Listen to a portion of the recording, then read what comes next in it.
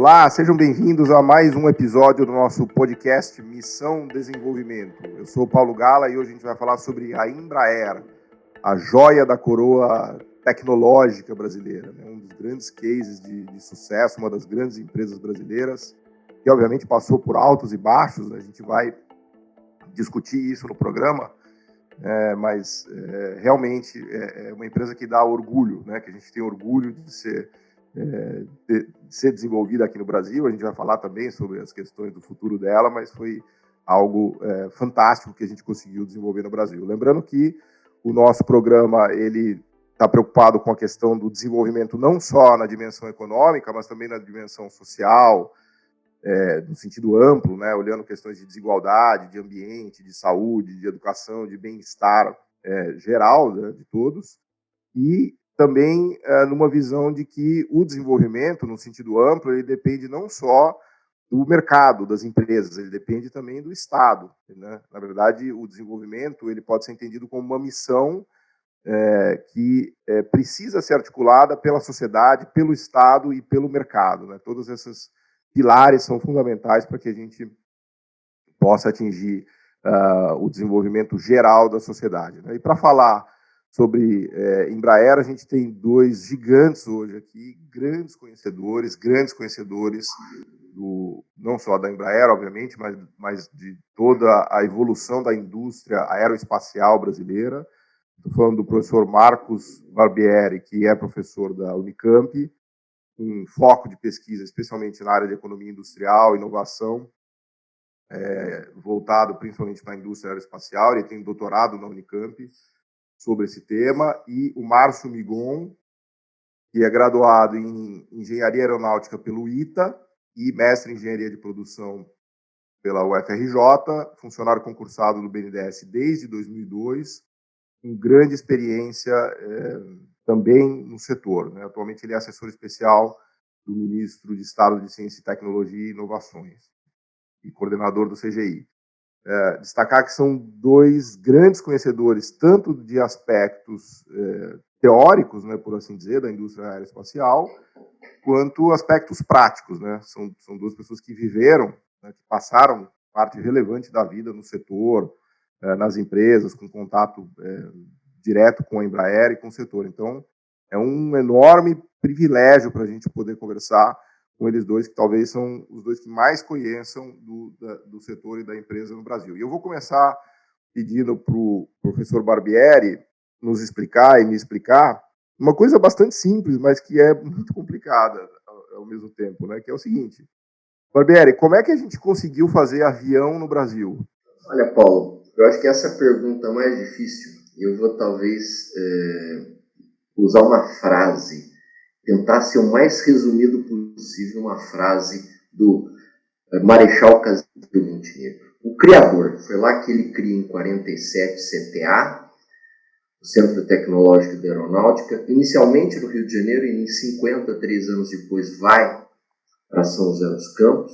E do CTA você nasce duas pernas, né?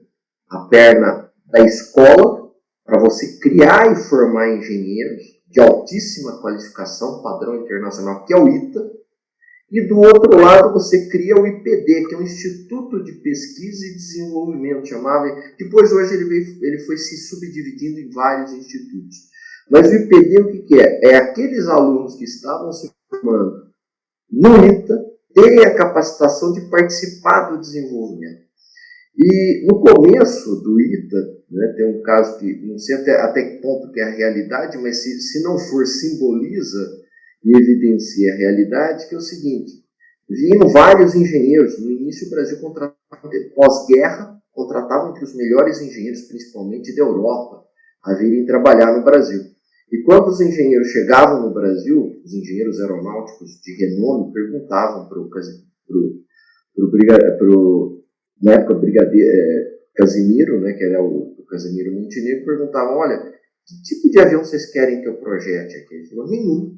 Eu quero que vocês ensinem os nossos alunos a projetarem aviões. Então, eu acredito que esse é o ponto-chave.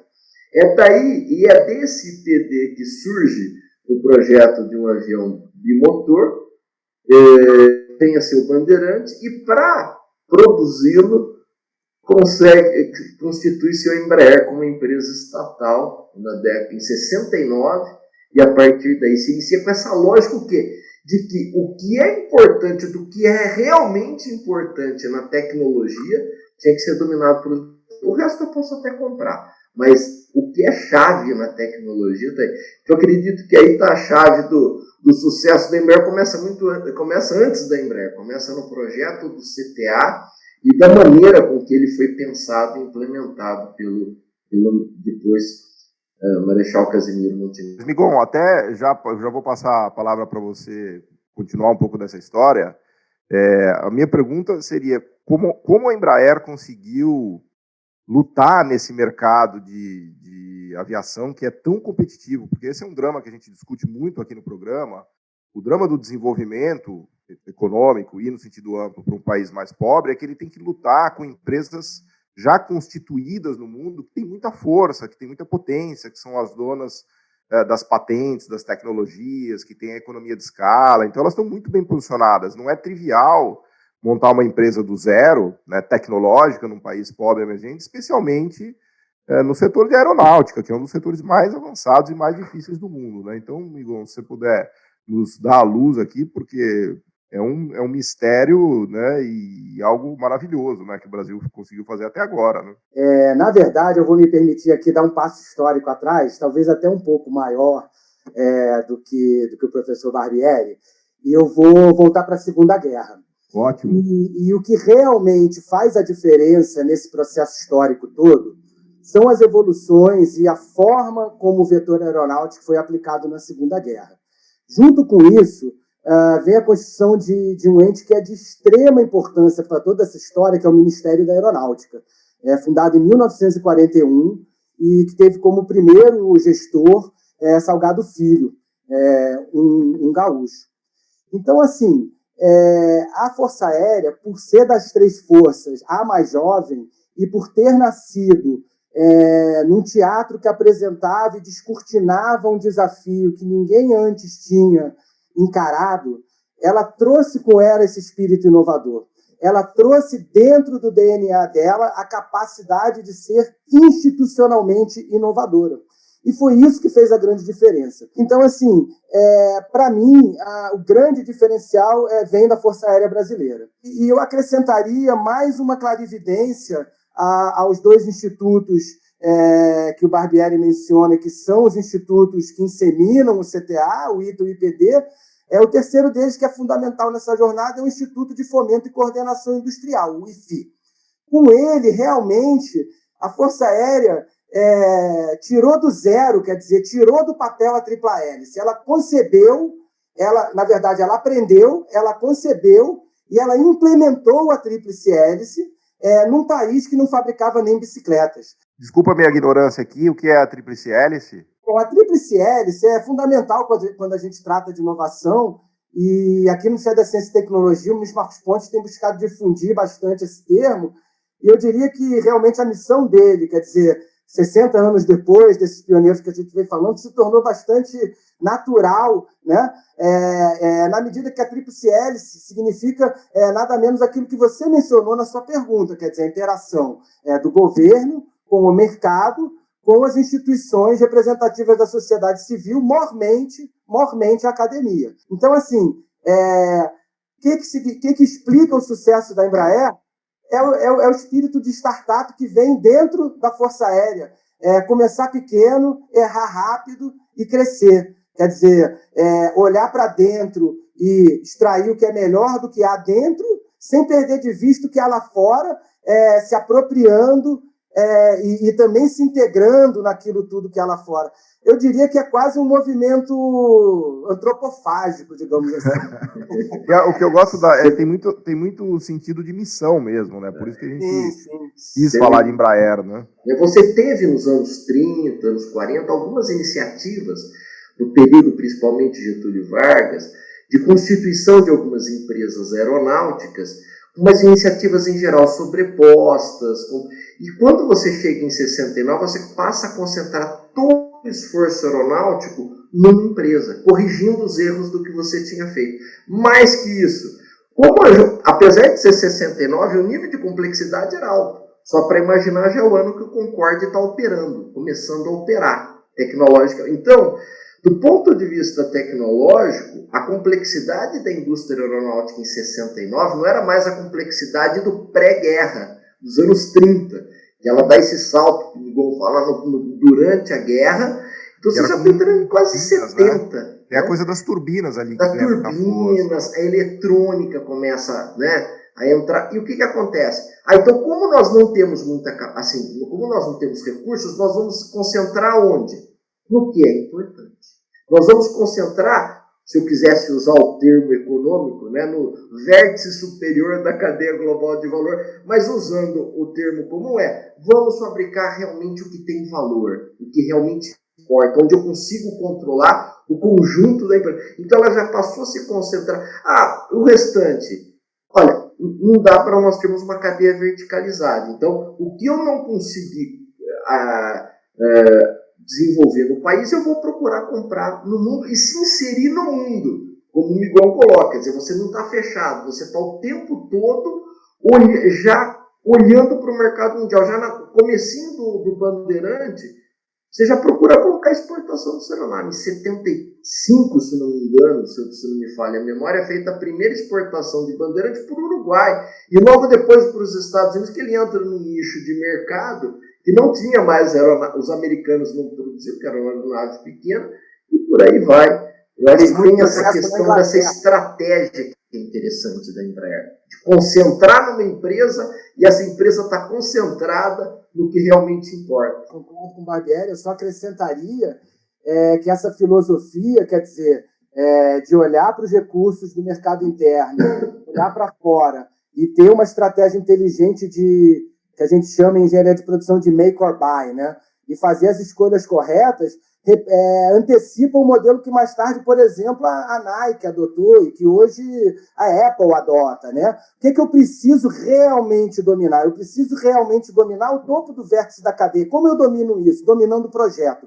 Dominando o projeto, eu consigo especificar as minhas compras. E a própria especificação das compras é uma competência em engenharia de per si.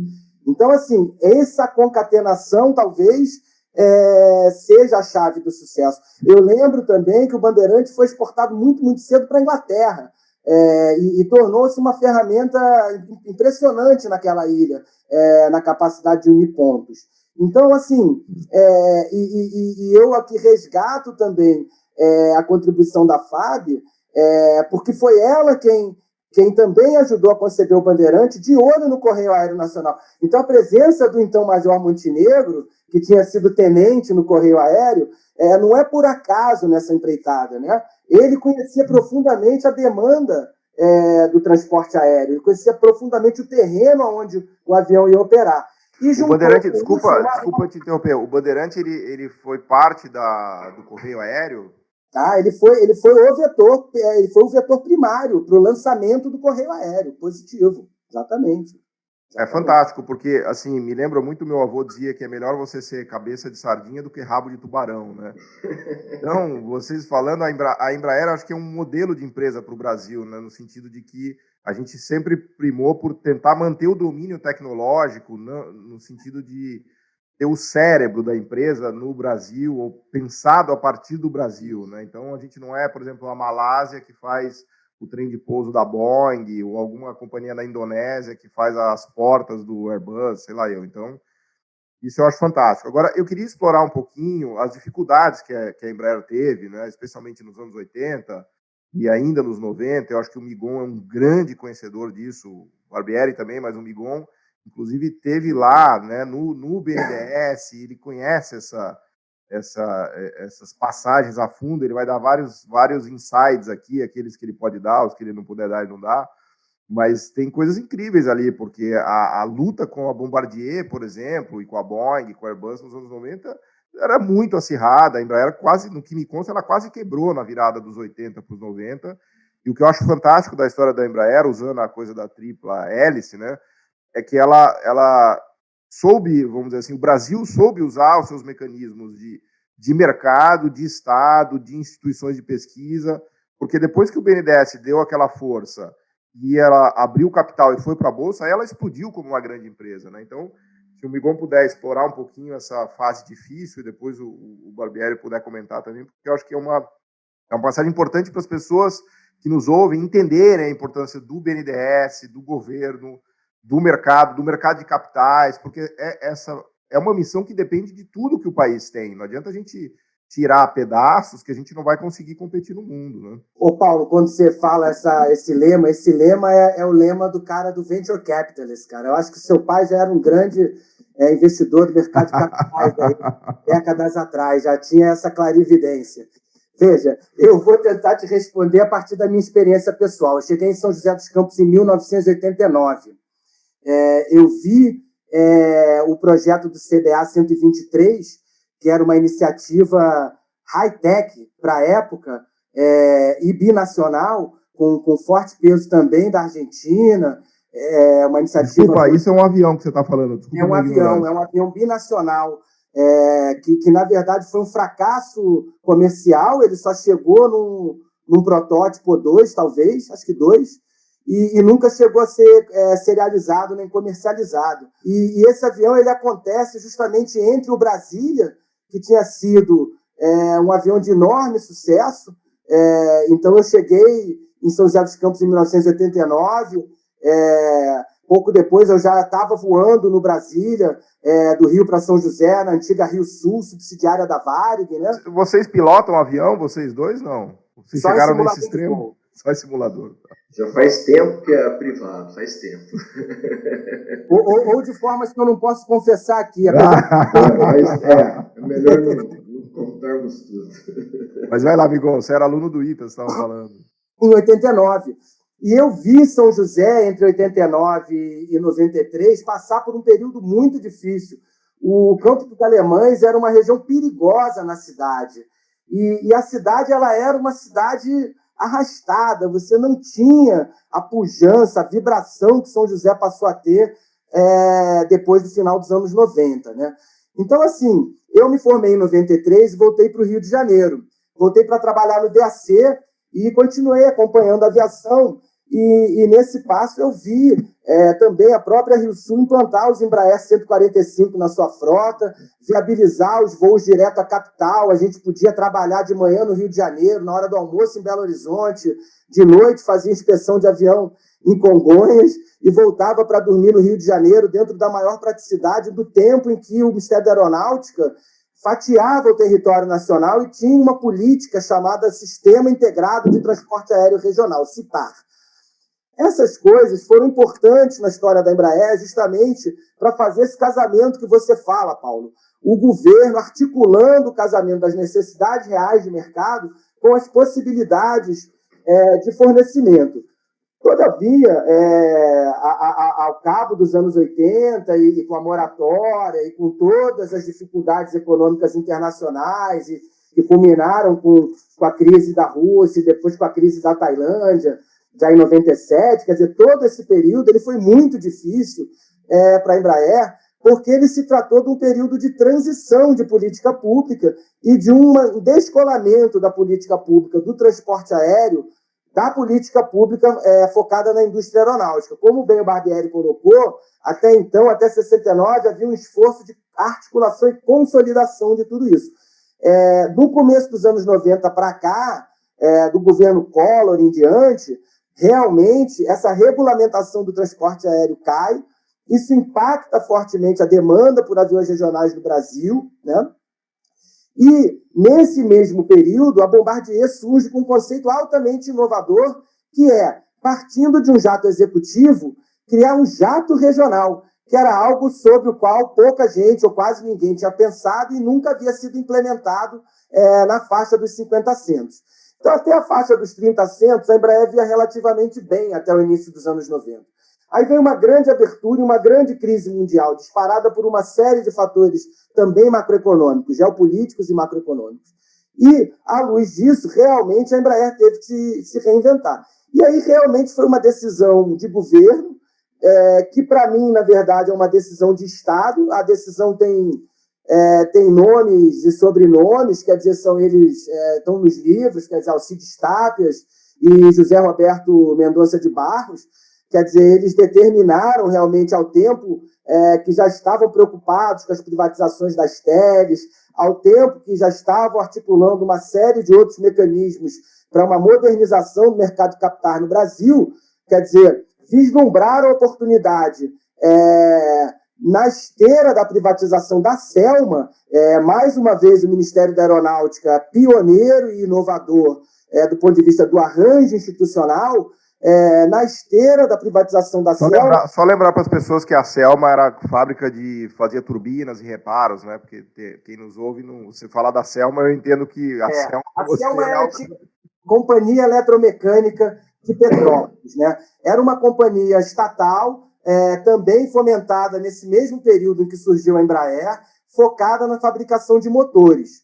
Todavia, sua trajetória é um pouco mais tímida, não tem a pujança nem a relevância da Embraer, e os desdobramentos societários que ocorreram a partir de 97 levaram-na a se tornar um braço da GE Aviation. É a maior recolhedora de ICMS do município de Petrópolis, é uma das maiores exportadoras do estado do Rio de Janeiro, definitivamente a maior exportadora do Rio de Janeiro, o que mostra que talvez a nacionalidade da estrutura de capital não seja o primeiro dos fatores a serem considerados nas análises que a gente precisa fazer. Desculpa, amigo, antes de passar... Antes de passar para o Barbieri, você ia concluir um raciocínio importante, eu sempre cometo esse equívoco de interromper a pessoa quando ela vai concluir um raciocínio importante. Então, você estava dizendo das decisões dos anos 90, ali, do Tapias, do Mendonça de Barros, e eu acho que é importante aqui para a gente fechar esse raciocínio. Então, essas decisões, elas permitiram ao governo federal, por intermédio do BNDES, naquela época, disponibilizar para aquela empresa estatal todo o seu conjunto de produtos. Desde a assessoria, a estruturação e a privatização propriamente dita, levando a mercado, passando por investimentos de capital, com financiamento ao projeto do Embraer 145, que eu mencionei aqui, e já casado com compromisso de financiamento ao comércio exterior, porque o projeto do Embraer 145 ele apenas se viabilizou finalmente, derradeira e definitivamente, com os mega pedidos colocados por Continental e depois por American, né, nesses anos de 96, 97, 98, e que tinham como condição sine qua a disponibilidade de financiamento a vendas por parte do governo brasileiro, chamado crédito oficial, nos termos que os estrangeiros conheciam na época, embaixo do arcabouço que se chamava de LASU, Large Aircraft Sector Understanding, que era o que regia o financiamento a vendas de aeronaves entre Airbus e esses recursos vinham do BNDES, Migon? O financiamento veio do BNDES, propriamente dito? Os recursos vieram da Constituição Federal de 88, por meio do Fundo de Amparo ao Trabalhador, né? O Fundo de Amparo ao Trabalhador destinou esses recursos ao BNDES, depois houve legislação que carimbou esses recursos no sentido de dolarizá-los ou de denominá-los em dólar, né? E, dali por diante, a estrutura técnica do BNDES foi capaz de dar partida e de decolar com a sua área de comércio, com o que depois veio ser a sua área de comércio exterior. Então, é mais ou menos essa história. Vai lá, Barbieri. O Migon enfatizou vários pontos e, colocando um pouco dessa crise e privatização, acho que tem um ponto importante, Paulo, que é a questão da privatização. Dá-se a ideia de que privatização é a saída do Estado. E exatamente o contrário do que existe. A Embraer foi criada pelo Estado, isto é, até antes mesmo, ela é originada, embrionada lá no CTA, no Instituto de Pesquisa e Desenvolvimento. Ela é criada pelo Estado como empresa estatal. Ela é demandada inicialmente, o Estado, quando cria a Embraer, ele faz uma encomenda via Força Aérea Brasileira, como o Igor coloca, a Força Aérea Brasileira é essencial, faz uma encomenda de 80 aeronaves Bandeirante e 118 aeronaves Chavante, que era um avião de treinamento militar italiano, de projeto italiano, a jato, que passou a ser montado no Brasil e depois produzido, vamos dizer assim, um processo de transferência de tecnologia. E ao longo dos anos 70 e 80, a Embraer tem esse suporte do Estado para exportação, encomendas da Força Aérea, ela vai encontrando nichos de mercado. Nos anos 80, ela tem 2 produtos de grande sucesso. Depois do Bandeirante, ela vai para o Brasília, que é um turbohélice de 30 lugares, que disputa mercado mundial. E ela faz também um avião de treinamento avançado militar, turbohélice, chamado Tucano. E esses dois aviões, tanto na área militar quanto comercial... O Tucano está na Esquadrilha da Fumaça ainda. Até o Tucano, depois ele tem uma versão nova chamada Super Tucano, que é digamos, não é só uma versão, uma aeronave muito mais robusta, que passa a ser usada, tem um aviônico extremamente sofisticado, usado inclusive em ataque ao solo, patrulha na Amazônia.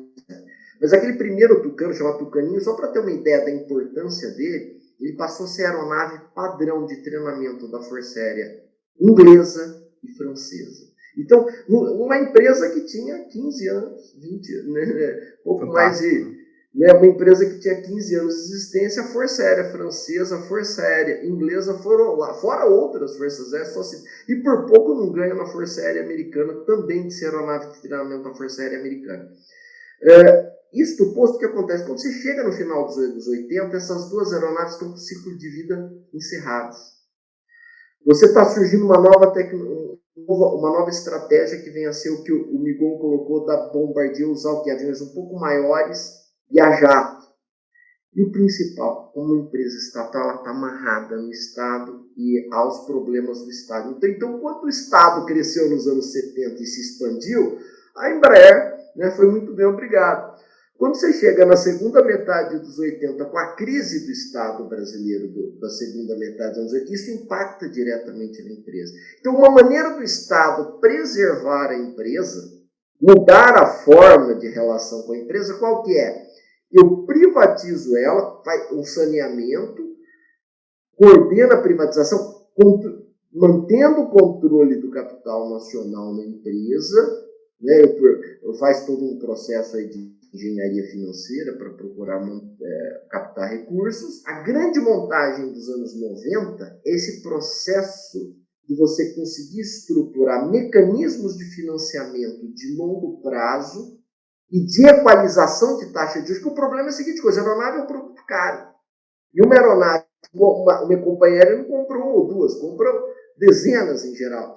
Então, o fundamental na concorrência não é só a qualidade da aeronave, a competência técnica, mas fundamentalmente como é que eu vou financiar isso daqui. É porque o juro é um pedaço do custo fundamental, né? Exatamente. E o que é feito? Você faz um mecanismo de equalizar o juro. Isto é, o governo brasileiro, como colocou os mecanismos que o Migon coloca, ele subsidia a taxa de juros. E foi aí que começou a disputa entre os canadenses, que começaram a perder concorrência, porque o avião brasileiro era pelo menos equivalente ao deles, e eles tinham que conseguir manter essa concorrência. Eles vão manter a concorrência. Eles entraram questionando o nosso subsídio. A OMC tinha acabado de ser criada, 95, 96...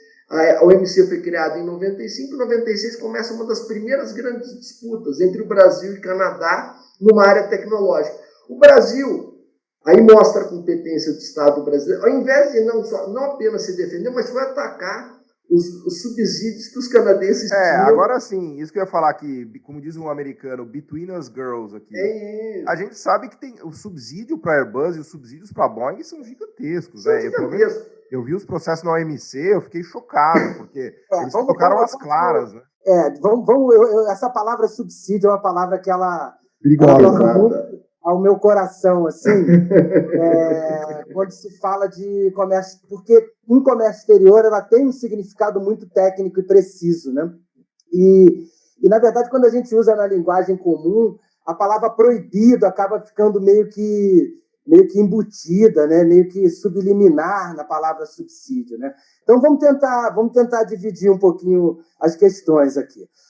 O Barbieri lembra muito bem, quer dizer, não foi só o FAT cambial que foi posto à disposição. O FAT cambial ele significa, de certa maneira, um subsídio implícito, do ponto de vista lato econômico, né? Porque significa um capital que foi disponibilizado ao BNDES a um custo internacional e na moeda dólar, ao custo LIBOR na moeda dólar, por um governo que não emite dólar. Portanto, por um governo que precisa captar moeda forte para gerar esse dólar. Então, isso leva a dois efeitos. Um primeiro é um certo descasamento e o segundo é um certo esforço fiscal que vem junto. que é o termo que eu prefiro ao termo subsídio, esforço fiscal. Dentro desse pacote de esforço fiscal, veio também usando a palavra de uma forma lato, um subsídio explícito chamado PROEX Exportação. O que o PROEX Exportação fazia? Ele buscava eliminar o custo do Brasil. Se, por um lado, o FAT cambial buscava eliminar a falta de disponibilidade de moeda dura, de hard currency, para o Brasil, o PROEX Exportação ele buscava eliminar o custo do Brasil da operação. Né? Então, de fato, isso foi um outro elemento muito importante. O terceiro elemento que ainda não foi abordado, e até porque ele aparece historicamente um pouquinho depois, na medida que ele vem com força em razão dos atentados de 2001, é o seguro de crédito à exportação, é o lado garantia. O BNDES, nas duas primeiras operações, foi muito, muito agressivo e aceitou tomar no seu balanço um risco cambial gigantesco para os padrões do seu balanço da época e para os padrões, mesmo para os padrões da economia brasileira da época, eu me arvoro a dizer, tendo com base única e exclusivamente, ou quase que exclusivamente, as aeronaves dadas em garantia e o arcabouço legal norte-americano e o reconforto da Embraer de que, se caso algo desse errado, de que no caso de algo dar errado, a Embraer ajudaria o BNDES a recuperar o crédito. Então, isso, mais uma vez, foi de uma inovação assim absurda, quer dizer, o BNDES fazer uma operação pura e simplesmente com base em garantias reais já não era algo intuitivo, já não é algo corriqueiro até hoje na casa. Eu até queria te interromper, porque isso que você está falando é muito, muito relevante. A gente vai concluir esse primeiro bloco, mas eu queria começar o segundo bloco a partir desse gancho que você está dando, que é a questão do risco. Porque esse é um tema muito presente no nosso podcast também, porque a grande pergunta é quem toma o risco? Então, quando a gente fala de questões tecnológicas, especialmente a partir de países de desenvolvimento, como é o Brasil, a gente tem um drama em que muitas vezes o mercado privado não quer tomar esse risco, né? E você acabou de colocar uma passagem fundamental na história da Embraer, que dependeu da tomada de risco do BNDES, que é um banco público e que tem um horizonte de análise, de planejamento e de risco-retorno diferente do banco privado. O banco privado ele quer saber se ele vai ganhar dinheiro o mês que vem, o ano que vem, se o projeto é bom, acabou. O banco público, um banco de desenvolvimento, ele está olhando para o futuro, falar, poxa vida, o setor aeroespacial para o Brasil é importante, ter uma super empresa brasileira no mercado mundial é importante, desenvolver tecnologia aeronáutica no Brasil é importante. Então, eu, banco público, vou tomar esse risco que um banco privado não tomaria. Nada contra o banco privado, não estamos aqui criticando bancos privados, a gente só está colocando os horizontes de risco-retorno. Mas eu queria encerrar aqui no segundo bloco, voltar a palavra para vocês, para a gente falar um pouquinho de risco tecnológico, dos desenvolvimentos tecnológicos que a gente fez, porque eu estou com uma sensação aqui que eu estou desperdiçando o conhecimento de vocês para falar também de tecnologia. Deixa eu falar só de risco de mercado. Claro, por favor, deve. American quebrou entre lá e cá, Continental quebrou entre lá e cá, BNDES não quebrou entre lá e cá, Embraer não quebrou entre lá e cá.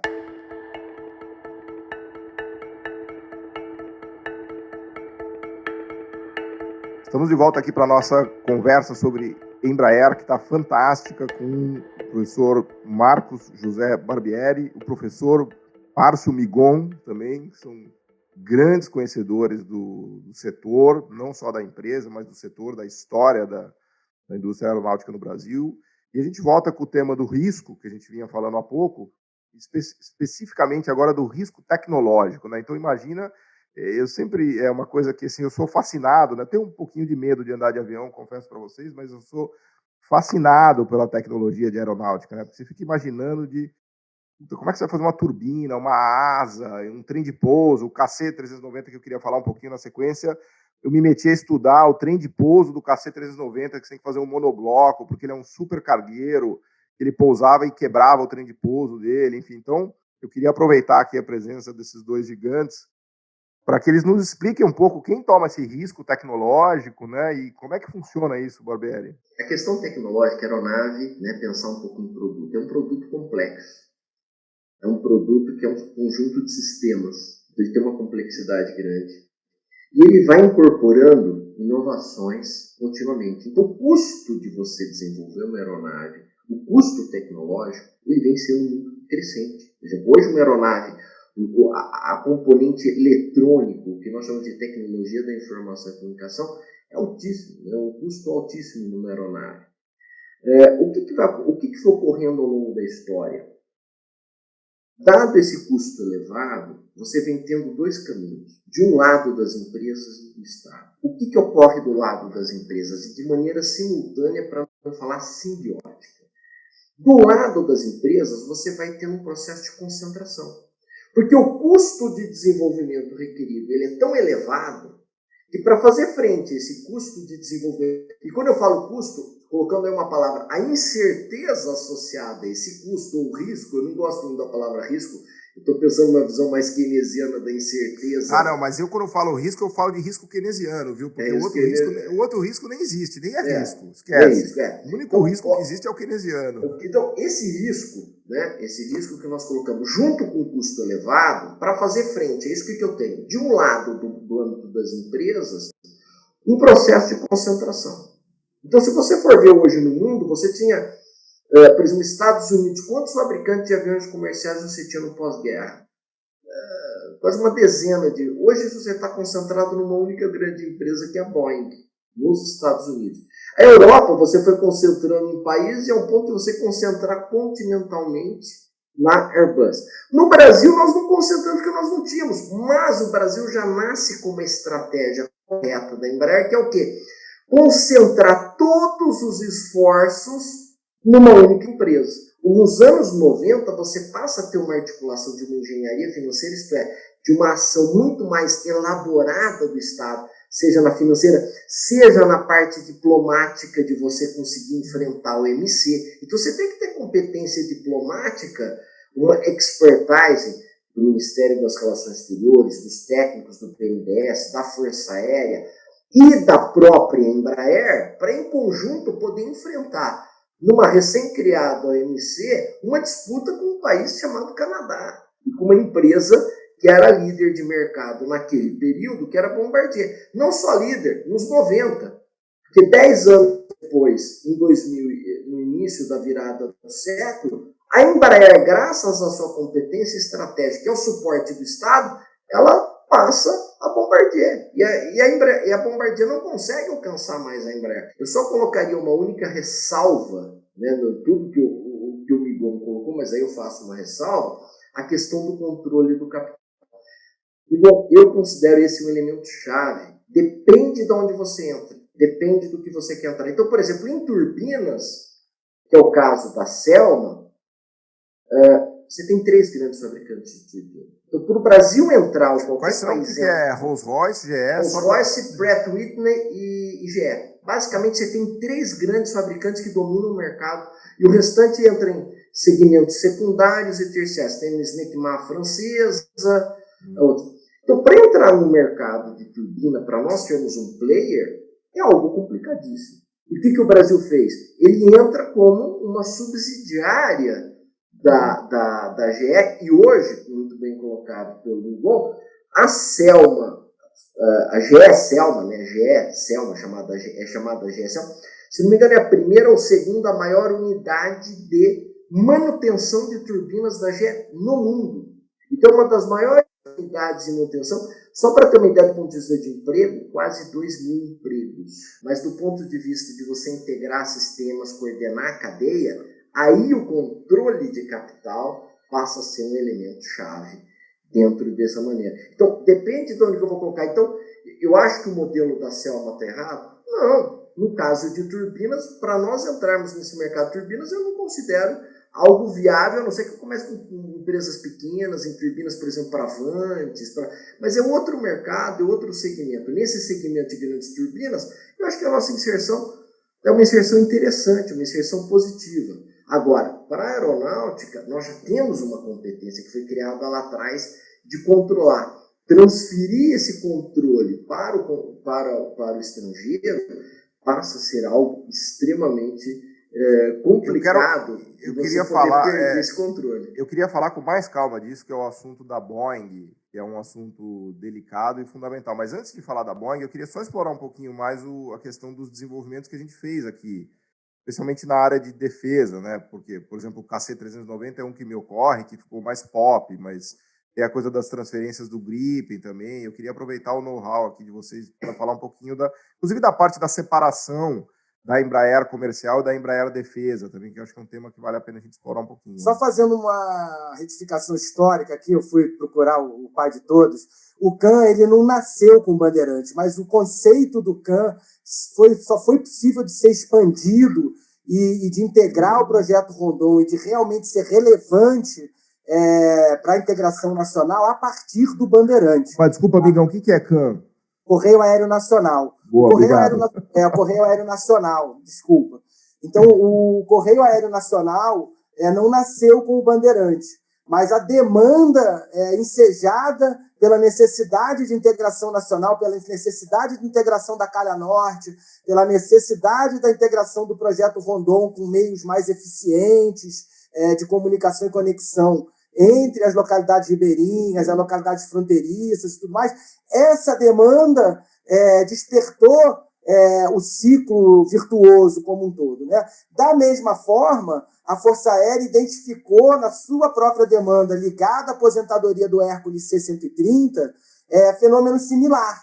E a partir dessa puxada de demanda, dessa demanda puxada, né, ela Força Aérea, né? A Embraer, então, e ela financiou com mais de R$1 bilhão, ela financiou a Embraer para que a Embraer fizesse o desenvolvimento do projeto, né? Eu estou falando aqui ainda de R$1 bilhão em fase de desenvolvimento, né? Ainda não estou falando da aquisição das aeronaves propriamente ditas, que são um outro departamento. Para as pessoas conhecerem, o KC-390 é um grande cargueiro de guerra que o Brasil desenvolveu, com muitas tecnologias locais, né?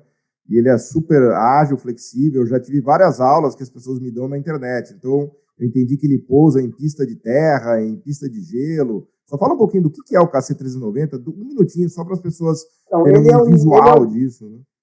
Ele é um avião que ele é do tamanho de um prédio, digamos assim, né? Realmente a imponência dele é impressionante. Eu tive a honra de estar na cerimônia de apresentação dele em solo, na Embraer, nas instalações de Gavião Peixoto, e realmente ele é imponente, ele impressiona pelo seu tamanho.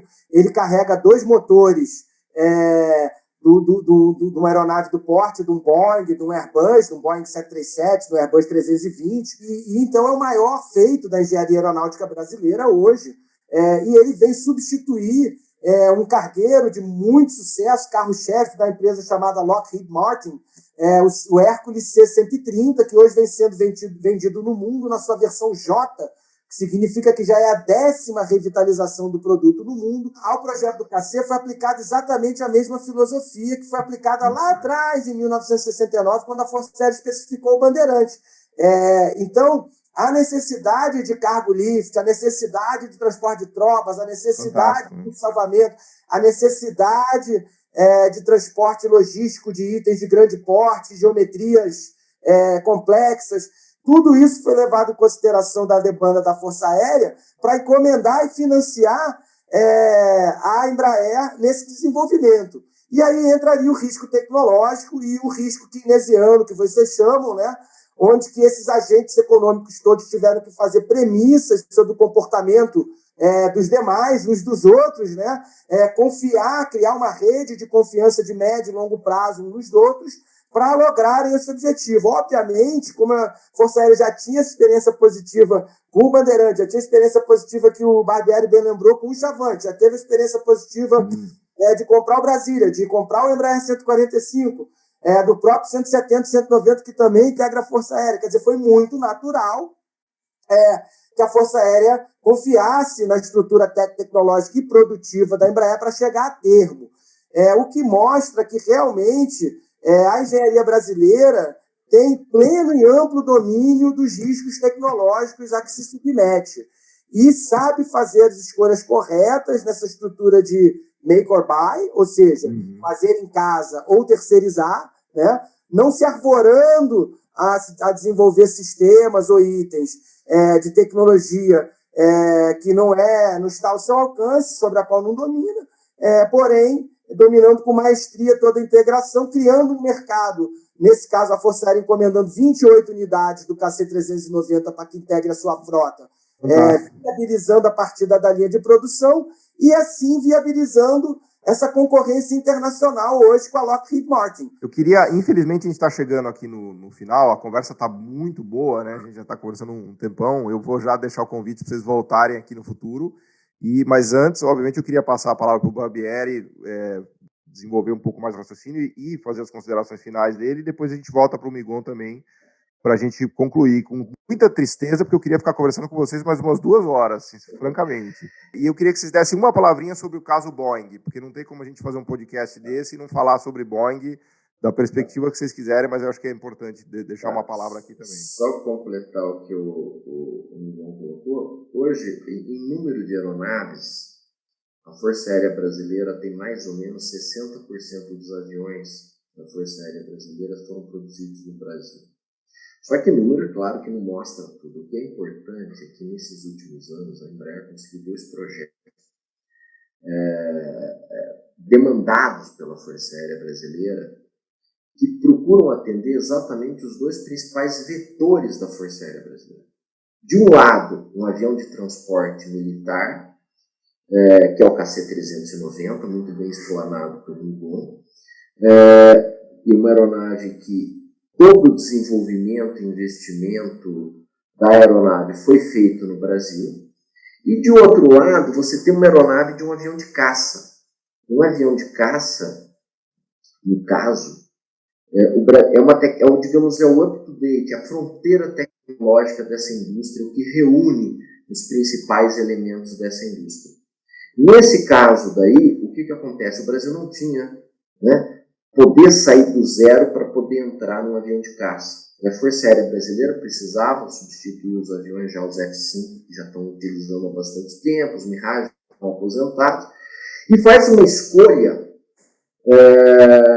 onde envolve vários fatores, e é uma decisão técnica, no sentido não apenas de adquisição de uma aeronave eficiente, moderna, sofisticada, mas aonde o Brasil pudesse também ter participação no desenvolvimento dessa aeronave.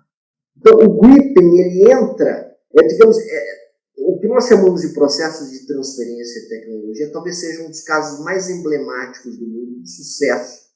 Porque não é apenas transferência, porque para você transferir tecnologia, você tem que ter competência para absorver aquela tecnologia. Então, ao longo desse período de 50 anos da Embraer, você desenvolve tecnologia, onde os técnicos brasileiros, etapa final de desenvolvimento dessa aeronave Gripen, passam a também ser feitos pelo Brasil. E a Força Aérea Brasileira, por exemplo, demanda determinados sistemas dessa aeronave que a Força Aérea Sueca não tinha demandado, fazendo com que essa aeronave, parte desses sistemas, sejam desenvolvidos no Brasil. Então, na verdade, o que a Embraer tinha colocado era, ela estava transferindo para a Boeing o seu core. Ela desmonta um processo, uma empresa que sempre foi integrada, sempre foi uma empresa que nasceu lá atrás, do Bandeirante do Chavante, integrada. E o mundo inteiro, o padrão de concorrência é um padrão integrado. Por que é um padrão integrado? Você coloca recursos públicos na área militar e transfere essa tecnologia para a área civil. Isso é o padrão do mundo. Aliás, não só na indústria aeronáutica, né? Se a gente começar a listar a quantidade de indústrias que acontece isso, o programa não acaba mais. Mas na aeronáutica é intra-empresa, né? E esse foi um dos problemas, por exemplo, que a Bombardier teve, porque a Bombardier ia, digamos, colocar como o Migon colocou, o esforço fiscal do governo canadense na Bombardier, isso batia na OMC, porque não era militar. Eles não tinham o braço militar. Mas concluindo, no caso você estava fazendo o quê? Esse projeto levava um desmonte da área civil, da área militar. Então você tinha uma desintegração da empresa de algo que nasceu integrado, que é o padrão integrado. E você pegar a principal parte da empresa, que era o core, que era responsável por cerca de 60% da receita da empresa, cerca de 90% do lucro da empresa naquele período, até então, e que concentrava as principais unidades produtivas da empresa, incluindo aí Faria Lima, que é a sede da empresa, 2 unidades moderníssimas lá em Portugal, em Évora, que foram desenvolvidas, que são as mais modernas, a fábrica de trem de pouso, tudo isso estava transferindo para a Boeing, e de acordo com os próprios relatórios da Boeing, para fazerem parte da cadeia produtiva e de suprimentos da Boeing. Isso se tornaria Boeing. Então, esse processo, graças a Deus, não foi à frente. Então, nesse caso, como eu falo, dependendo do setor, a estrutura, uma joint venture é bem elaborada, em helicópteros, no caso, uma subsidiária é bem elaborada. Mas para manter o controle da cadeia, da produção do projeto, o controle brasileiro passa a ser feito. Isso é o padrão de concorrência. Eu não tenho subsidiárias que fabricam aviões, que tenham empresas de grande porte. Eu posso até ter áreas, atuar, mas não como padrão de concorrência do setor. Tem o caso da Austrália, né, Barbieri? O caso da Austrália ele é bem singular. Assim. Mas a Austrália, perto de nós, não é nada. Nem a China, nem a Coreia e Japão fazem frente ao Brasil. Não, mas calma que a China está fazendo o COMAC aí. Esse COMAC aí vai brigar com a Boeing, meu. Não chega a ter o padrão de tecnologia do Embraer ainda. Eles vão chegar lá, não tenho dúvida. Paulo, eu não tenho dúvida que a China chega lá. Só que ainda não é nessa geração. Vai lá, amigo. Um programa só para a parte geopolítica, só para essa parte geopolítica. Eu estou mais preocupado agora saber se eu posso voar no 737 MAX ou não. Pode. Vai lá. E aí você já aproveita para dar suas palavras conclusivas. Eu a garanto, seu Crespo. Olha lá, vou confiar em você, hein? Confia, não é só em mim, é todo um sistema. É todo um sistema que é calcado no instituto que eu respeito muito aqui na Incepção, que foi o IFI, que eu fiz questão de lembrar aqui, que muitas vezes ele é esquecido. Essas competências hoje elas estão na ANAC, essas competências hoje na ANAC elas são compartilhadas com a FAA, elas são compartilhadas com a EASA, que é a Agência Europeia de Certificação de Segurança Aeronáutica, e eu te garanto, Paulo, se as autoridades assinarem embaixo e liberarem o avião, a população pode voar com toda tranquilidade. Do mesmo jeito que a população pode tomar qualquer vacina que a Anvisa assinar embaixo. É claro que tanto num caso como em outro, e aí a gente tem que respeitar os limites da ciência, a gente tem que respeitar os limites da engenharia, nada disso vai sem risco. Quer dizer, eu não estou dizendo aqui que não haverá um caso fatal, um caso fortuito, claro, isolado, correlacionado ou não com algo que nós já possamos ter conhecimento nesse momento. Mas eu lhe assevero que isso cairá na faixa das probabilidades da ordem de 10 a menos 9 ou 10 a menos 12, que são as probabilidades que a gente usa para projeto de aeronaves quando se tratam de falhas fatais, de falhas desintegradoras e definitivas. Então, assim, isso me faz lembrar do conceito de risco, e é maravilhoso esse debate sobre risco, incerteza. É verdade, porque você nos lembrava que seus pais são estatísticos e você é graduado pelo ITA, então, muito cuidado. Eu podia, só de risco, eu posso fazer um programa inteiro, Paulo, se quiser. E vindo de banco, então, eu posso falar sobre risco, assim, sobre 25 óticas diferentes, para além de Keynes. Mas, assim, eu já pincelei aqui, o risco financeiro que é embutido nisso tudo não é trivial, pessoal. Os volumes envolvidos nos investimentos são altos, mas os volumes envolvidos no financiamento a vendas são da ordem quase que do intratável. Só para vocês terem uma ideia, esse ano o BNDES financiou mais de $1 bilhão em entregas de aeronaves da Embraer. $1 bilhão. O processo de recuperação judicial da American abriu com o BNDES sendo single largest creditor, com $1,6 bilhão. Caramba, hein? Isso eu não sabia. O processo de recuperação judicial da Republic Airlines abriu com o BNDES Finame como single largest creditor, com $1,2 bilhão. Da onde é a Republic Airlines, Migon? Republic Airlines é uma subsidiária, é uma regional dos Estados Unidos, listada em bolsa, listada na Nasdaq, que também passou por recuperação judicial nesse ínterim. Então, eu já vivi 5 ou 6 recuperações judiciais na minha carteira, eu já vi recuperação judicial da Japan Airlines, 88 milhões de dólares de outstanding na data da recuperação judicial. Então, eu posso falar bastante de risco aqui, e aí eu queria só fazer um leve reparo nessa pessoa que eu respeito muito, com quem eu aprendi muito aqui nessa conferência, e com quem eu desejo ainda interagir bastante aí, porque é realmente um desafio intelectual muito bacana, que é o professor Barbieri. Ele dizia que a estrutura de capital depende do que o país quer fazer da sua indústria. Eu só refrasearia a fala dele e diria que a estrutura de capital depende do que o país pode fazer da sua indústria.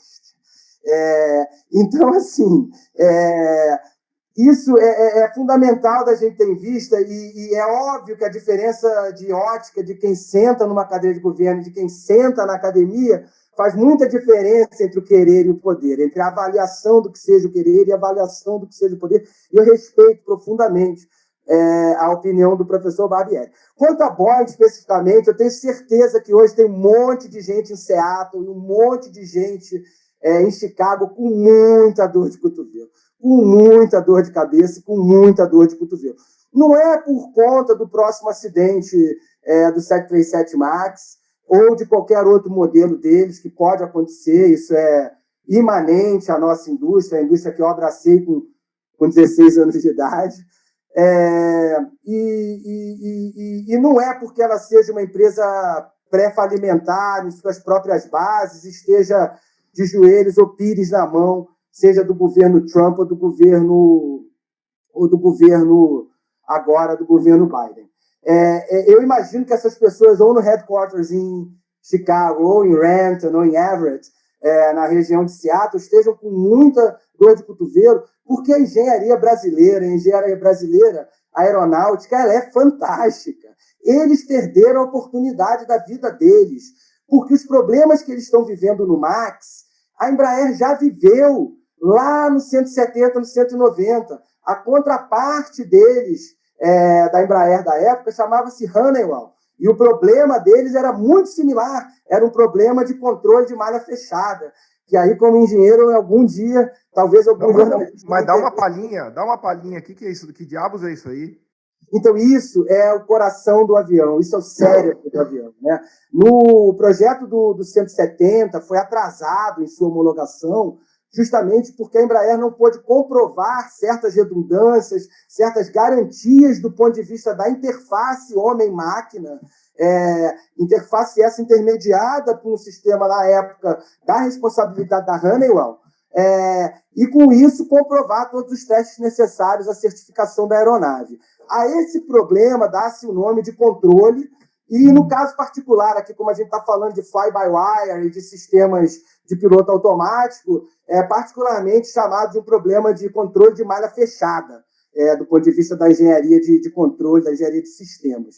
Então, assim, é exato o problema que a Airbus teve e que derrubou o 330 na costa de Recife, com aquele acidente fatalíssimo, envolvendo o Tutor e a Thales, e é o mesmo problema que o povo teve na Indonésia, com o computador querendo brigar com o outro, com os overrides de computadores. No limite, a gente está falando de um problema de interação homem-máquina e de prevalência entre homens e computadores, um problema que, sei lá, cibernético, o pessoal adoraria, aí Asimov estaria fascinado se pudesse estudar tudo isso. Então, assim, na medida que a estrutura de capital não é a que eu quero, é a que eu posso, eu sou impelido a realizar parcerias, e parcerias das mais diversas naturezas. Então, assim, por fim, eu realmente gostaria, mais uma vez, de parabenizar aí a você, Paulo, pela condução do programa, gostaria de agradecer o Felipe aí pela produção, pela organização, pelo convite, parabenizar aí a FBNDES, e a Central do Desenvolvimento, por essa articulação que do tipo da quarta pá da tripla hélice, né? Que é essa articulação do terceiro setor, que eu estou aprendendo, sobre a qual eu estou aprendendo agora no CGI-BR, posição a qual muito me honra a indicação que recebi pelo ministro Marcos Pontes, e queria só, por fim, ressalvar aqui que tudo que foi falado aqui expressa tão somente as minhas opiniões pessoais, as minhas convicções, dados publicamente disponíveis, né? Eu poderia trazer mais dados aqui que suportaram a tese da venda da parte comercial da Embraer para a Boeing. Se você quiser, numa outra oportunidade, dedicar um tempo a isso, eu tenho o maior prazer em compartilhar. Legal. E também queria dizer aqui, então, que se é que eu usei alguma informação um pouco mais íntima, de certo, essa informação já não tem nenhuma relevância nem para as políticas públicas, nem para a minha atuação enquanto profissional na esfera público-privada e muito menos para os negócios das empresas que foram citadas aqui. Muito obrigado a vocês todos aí. Foi uma honra e um prazer muito grande compartilhar desse espaço aqui nessa manhã. Obrigado, muito obrigado, Márcio Migon, Marcos José só agradecer Barbieri. aqui. Vai lá, dá um seu agradecimento. Deve. Em primeiro lugar, o agradecimento de estar com o Márcio aqui. Olha, é uma honra, viu, Márcio? Você é uma pessoa que eu respeito demais, uma pessoa que eu tenho uma consideração de muito tempo, né? Um grande conhecedor, alguém que está dentro da operação, né? Ele falou, existe a cadeira de fora e a cadeira de dentro. Eu acho que ambas as cadeiras elas têm as suas funções, né, dentro da sociedade, né? É uma honra ter. Eu acho que a Boeing, quem sabe, o tipo de casamento, em vez de um casamento, um namoro, né? Eles têm uma parceria lá Suécia, quem sabe pode ser alguma coisa no futuro. Eu também acho que eles estão arrependidos, com certeza, né?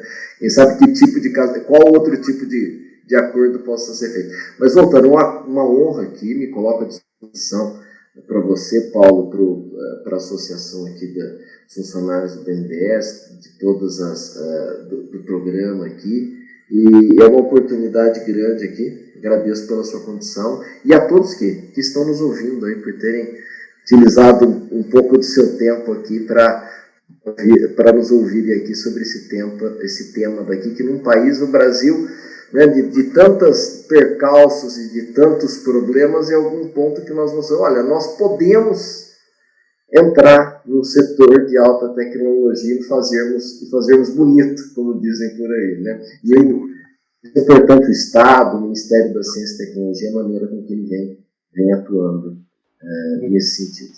Muito obrigado, Marcos Barbieri, Márcio Migon, foi fantástico, era para ser um podcast, virou uma conferência, como o próprio Migon colocou, foi incrível, tenho certeza que todos nos ouviram, adoraram.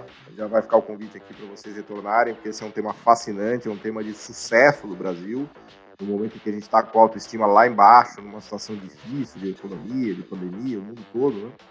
É legal a gente poder ver as coisas que a gente tem sucesso, né? Que a gente consegue fazer, que dá certo. Então, agradecer vocês de coração, foi muito, muito legal. Então, lembrar também, para concluir, que esse nosso podcast Missão Desenvolvimento é uma realização da FBNDES, dos funcionários do BNDES.